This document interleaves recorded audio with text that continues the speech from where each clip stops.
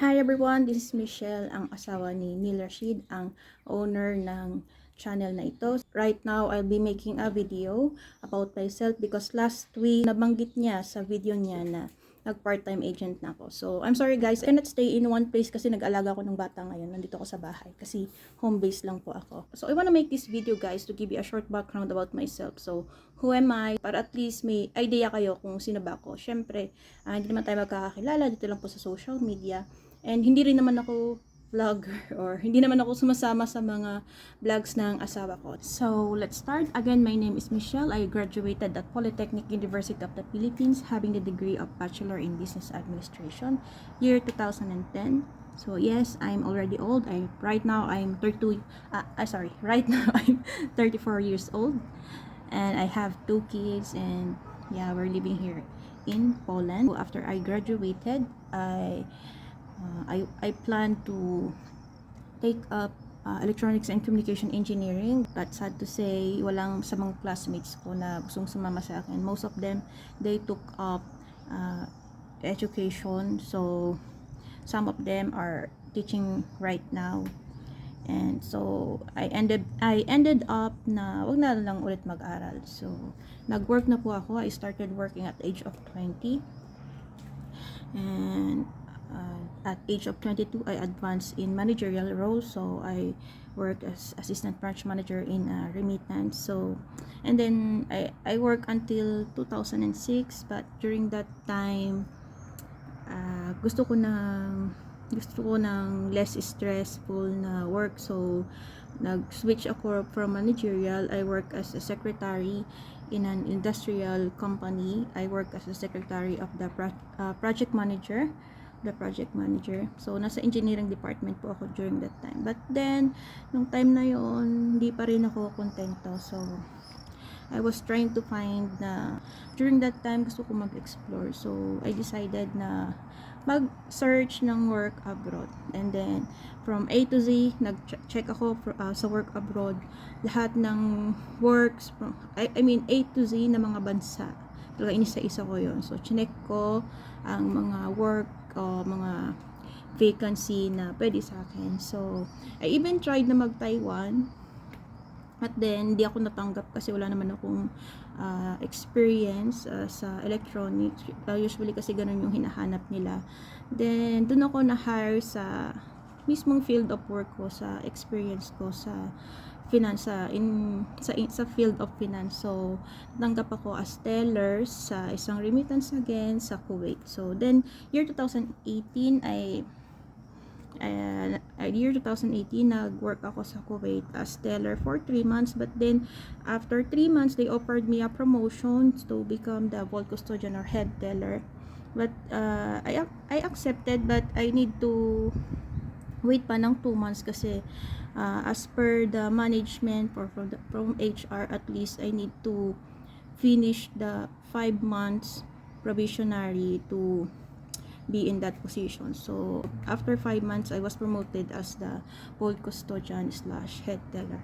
During that time, sa Kuwait, doon na po kami nagpakasal ng asawa ko. Pero, sa Pilipinas po ay mag-boyfriend na po talaga kami. 2012 po nung naging boyfriend ko siya.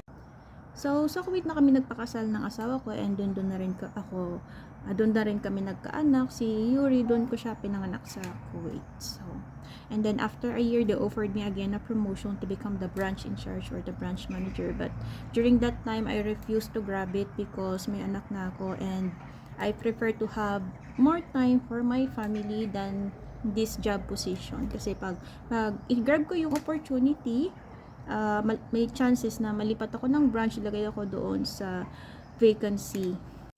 So, yon. So, nagpatuloy lang ako in that position as the head teller or the vault custodian of our branch. So, ang hawak ko po dong branch is malaki. So, nasa commercial branch po ako. Ang mga transactions po namin doon is hindi lang po remittances ng mga OFWs or other nationalities, but also company transactions. So, I'm handling big amounts of money.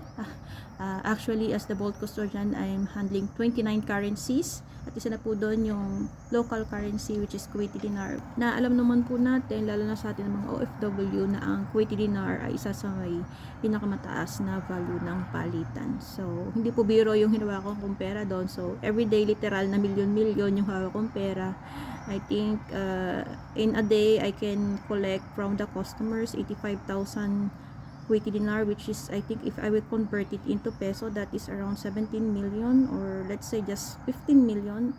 And ang sa US dollars, ang kailangan kong balance at least 120,000 US dollars or 100,000 US dollars, hindi po bababa doon. So if I will convert it, let's say it's 5 million. So sa two currencies pa lang yun is I'm handling 20 million. How about the other currencies like GBP or British pound, euro, Canadian dollars, everything, so Australian. So I'm handling such a big amount of money every day. Patawa naman ng Diyos. So I didn't have any shortage. So lagi lang talagang kailangan ay focus. So to make the story short, during that time, I still want to explore. Parang gusto ko pa rin, hindi pa rin ako nakontento. So one day, my friend asked me na, "Oy, Michelle, di ba gusto mo mag-Poland?" And then I said, wala naman akong alam dyan kasi during that time, hindi pa siya ganun ka-open. And then she said na, mamaya attend tayo, may webinar. So, mag-orientation tayo kasi mali mo maganda. Try natin mag-apply. So, doon po talaga nagsimula yon. So, sa friend ko, na niyaya lang ako umattend ng Zoom meeting. So, nag-attend kami ng orientation, and then I found it interesting. So, I keep on researching. Hindi pa naman ako agad nag-grab ng application. Hindi ko pa siya ginrab yung opportunity.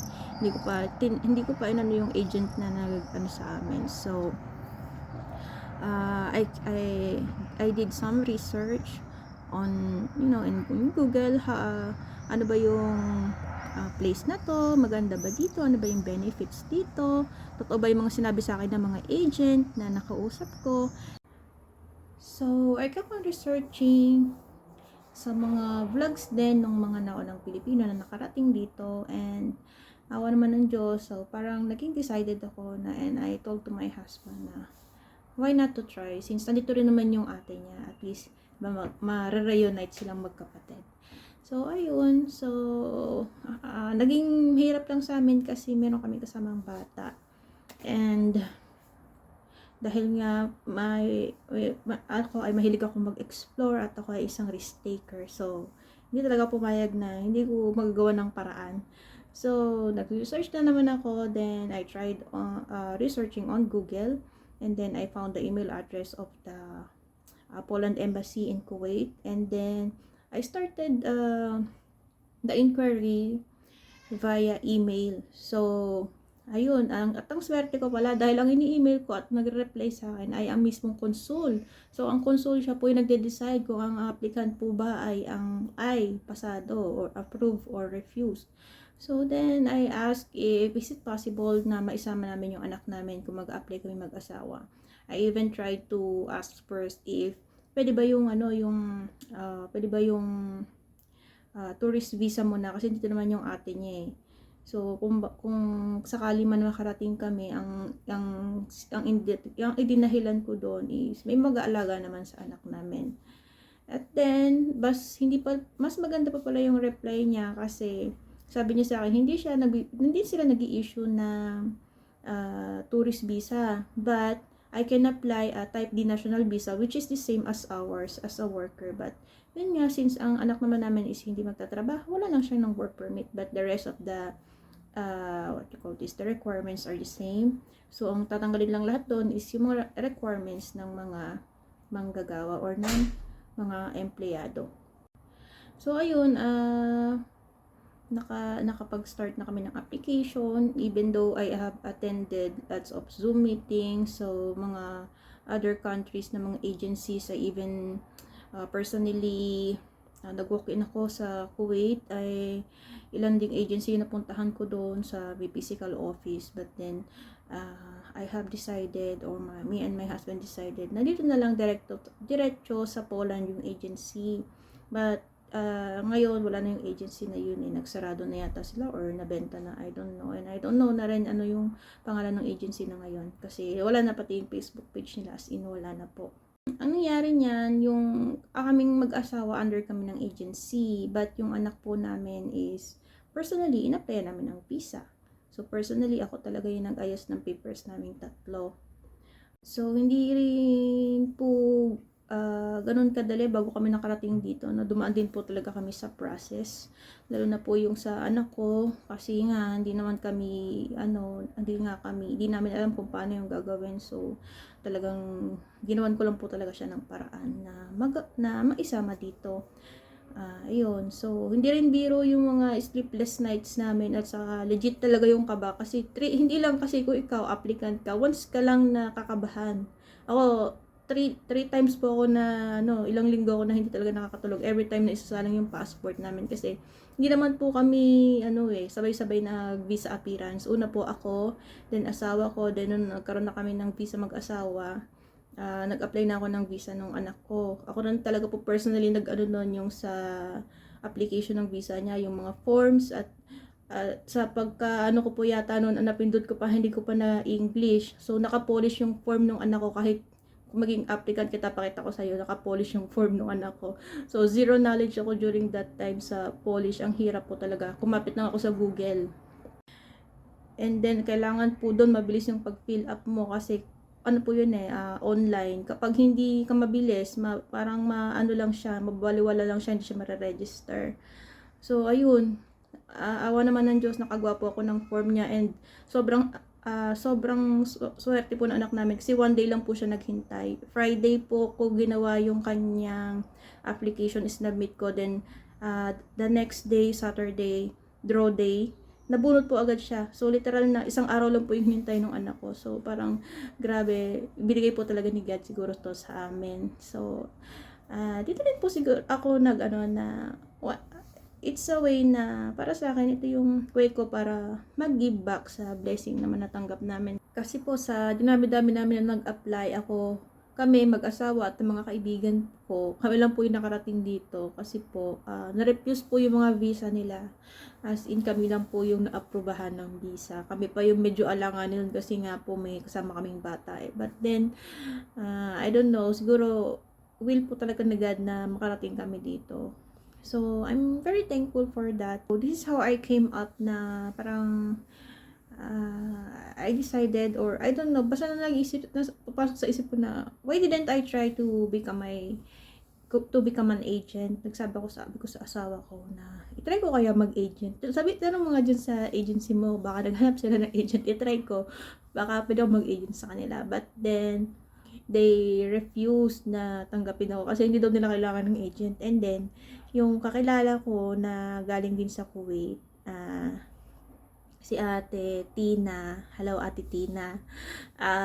I'm very thankful for this person, kasi during our application sa Kuwait, doon ko siya nakilala sa Kuwait pa lang, kasi sa remittance nga ako working, and then siya customer namin. Then both of us we were applicants during that time, and nauna siya nakarating dito, nauna siya nakapag-visa appearance, nauna siya na-aprobahan ng visa, and talagang sinabi niya sa akin yung mga kailangan kong malaman sa mga requirements, ganyan. So parang naging agent ko na rin siya, at until now, so may communication pa naman din kami hanggang ngayon. At sa kakausi-usisa ko, ayun, nalaman ko na nag-part-time agent na rin pala siya. Then sabi ko, ay tamang-tama ate, gusto ko rin po mag-agent, baka pwede pa dyan sa agency mo. So ayun, na-refer niya ako, and I'm so lucky na tinanggap ako na mag-part-time agent sa kanila. So thank you so much ate. So ang dami ko ng utang sa kanya.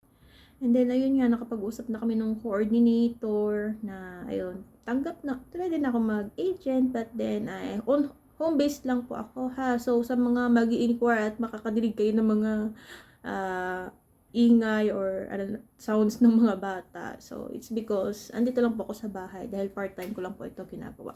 At I'm confident enough naman po na I have enough knowledge with regards to application since ako naman po yung nag-process ng papers namin tatlo. At lalong-lalo na po yung sa anak namin dahil personal ko po in-apply yun at hindi po ako nag-agent. Parang ako na rin yung nag-agent sa anak ko. Ako na talaga yung as in lahat from the scratch, from zero knowledge until na kaka-attend ko ng mga meetings and I even ayun nga nag-walk-in ako sa mga agencies. So I think I'm knowledgeable enough pa naman sa proseso ng application. So kung meron man na bago, and of course hindi naman ako nag-iisa dito dahil ako naman is part-time agent lang. For example, nakapag-apply ka na and then may work permit ka na, makikipag-coordinate pa rin naman sa'yo yung coordinator natin na sa agency, which is Pilipina rin naman. So, hindi lang naman po ako, kumbaga, it's a team naman. So, from the start, ako po muna, syempre. Kasi ako nga po yun nga yung, yung part ko dito, yung maghanap po ako ng mga applicants. And I'm so thankful, no, nung na-upload niya po yung video, yung Facebook ko nung asawa ko. Ang dami na nag-reach out sa akin, nagulat lang, ang daming message request. So, I'm sorry po sa mga late ko na replyan kasi nga hindi naman ako naka-full time, hindi naman ako nakababad sa office kasi nga nasa bahay lang ako. So, during my free time, I'm checking all the messages sa message request and sa spam, ang dami po talaga. So, hindi ko po lahat ma-replyan ng agad-agad, but right away kapag free time ko po ay make a way na matawagan kayo kasi I do prefer na sa call kasi nahirapan ako mag-explain sa chat. Kung nga po naka full time ako dito, I must prefer ko na magawa ng presentation and I'll be having Zoom meeting with you, so at least mas presentable siya. But so please do understand na hindi ko po siya magawa dahil may mga bata po kayo na alagaan at dami ko rin po ginagawa dito sa bahay. And at the same time, I'm also handling my digital business. So, hindi lang po ito yung source of income ko, ha. So, nga pala dun sa natawa lang doon po kasi ako. Kasi may nag-inquire sa akin na alam mo naman, kung mag-inquire, parang feeling ko, ang pinapalabas niya na parang kung i-scamin ko yung ida-down payment niya if ever. So, nag-inquire pa lang naman siya, hindi pa naman siya nagda-down payment. Pero, grabe naman yung mga tanong niya sa akin, no. Parang ang feeling ko, pinaghihinalaan niya ako na pag-iinteresan ko pa yung down payment niya. Hello, shout out sa'yo. So, hindi ko na i-mention, pero natawa lang talaga ako kasi, Diyos ko, never po ako nag-interest sa mga bagay na hindi akin at lalong-lalo na po pagdating sa pera. So, kung i-compare ko naman po yung mga pera na dumaan na sa kamay ko na, hindi ko naman, I'm not saying this to, not to brag, but I just want you to figure out, or I just wanna try to say na hindi po ako scammer, ha, sa mga mag-i-inquire po sa akin. If I look pretentious, I look doubtful or untrusted person.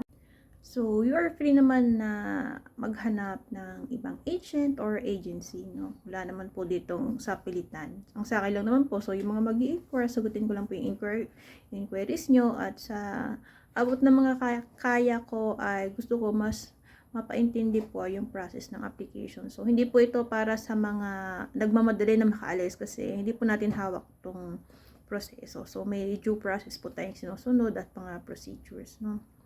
So, ayun nga, mabalik tayo sa kanya. So, na parang, kasi, parang nag-inquire siya sa akin, pero parang ang dating sa akin, grabe naman yung mga tinatanong niya sa akin, na pag sinasagot ko yung mga tanong niya na, parang doubtful yung, parang tingin ko, para sa kanya, doubtful ako. Parang, ano ba to? Nag-inquire ba to? O nag-iimbestiga? Investigator?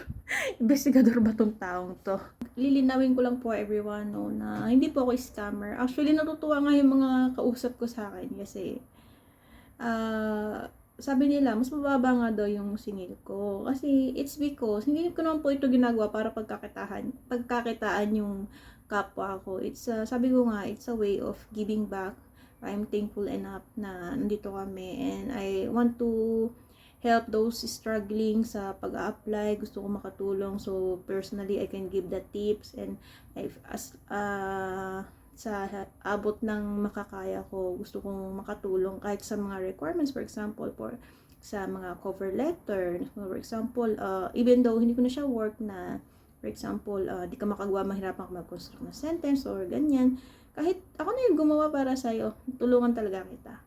So, ayun, sabi ko nga, kasi hindi naman po ako na nagpatong kasi ng sa akin ng malaki. So yung ibabayad niyo po sa akin, sa agency po yung mapupunta. So, hindi po sa akin yung kalahati doon, ha. Hindi rin po 1/3 or not even 1/4 of the ano, dahil maliit lang po yung sa akin dito. Dahil, yeah, it's normal na, yes, it's, may part po talaga ako, pero yun nga, maliit lang po yung sa akin dito. Kasi hindi ko naman po talaga ito ginagawa para pagkakitaan talaga. But I want to help others na sa pagdating sa pag-apply dito, no. But for those syempre na sa tingin nila parang ayaw nila na sa akin mag-transact or mag-apply, it's okay. I cannot please anyone naman, or I cannot please everybody. It's normal.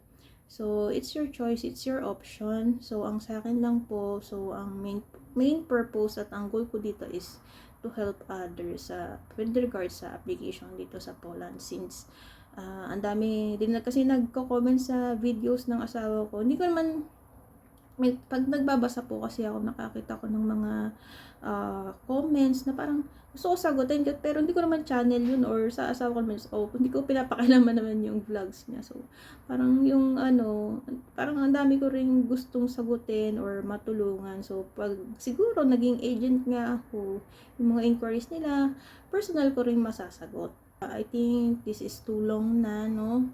So, I hope na this video ay makatulong para at least bago po pa kayo makapag-inquire is you know something about me. So, ayun. So, everyone, I hope and pray na lahat po kayo, syempre, makarating dito. Yun nga, may pagka-risky ang application dito kasi wala tayong kasiguraduhan kung ma-approve ba yung visa or not. But, syempre, as applicant, huwag naman po tayo mananalangin na hindi approve. Syempre, ang papanalangin natin is yung approve po tayo lahat at makarating at magkita-kita po tayo dito. So, sa mga gusto pong mag-apply, wag po kayong matakot na mag-try kasi I was once like you. Ang ano ko lang talaga is risk taker po talaga ako. So, sa pagiging risk taker ko po ay andito na po ako. Ito po ako nakarating. At syempre po sa mga nandito na nauna na siguro na medyo hindi pinalad, so kung mapanood niyo yung video na to, sana wag na lang po tayo mag-comment ng ng mga discouragement sa mga aspiring applicants, kasi wag natin sila discourage kasi lahat naman tayo may kanya-kanya naman tayong kapalaran eh. So kung ikaw siguro di ka sinuwerte sa napuntahan mo, hindi naman po lahat kasi ng company ay hindi maganda. So hindi lang siguro maganda yung unang company na puntahan mo, pero magandahan naman po kasi dito sa Poland, we have the freedom to choose at lumipat ng work. So, yun po. Sana maging po tayo, grateful tayo sa everyday na blessing, maliit man or malaki. And tulad po namin, we're very grateful kasi hindi man kami mayaman, pero at least andito kami, okay naman yung kalagayan namin, hindi kami nagkakasakit. At the same time, gusto ko rin po makatulong sa iba as give back sa mga blessing po. So, I think that's it, and have a great day ahead, guys, or good night for kung gabi mo ito mapapanood. And I hope and pray na lahat tayo magkita-kita dito. Bye!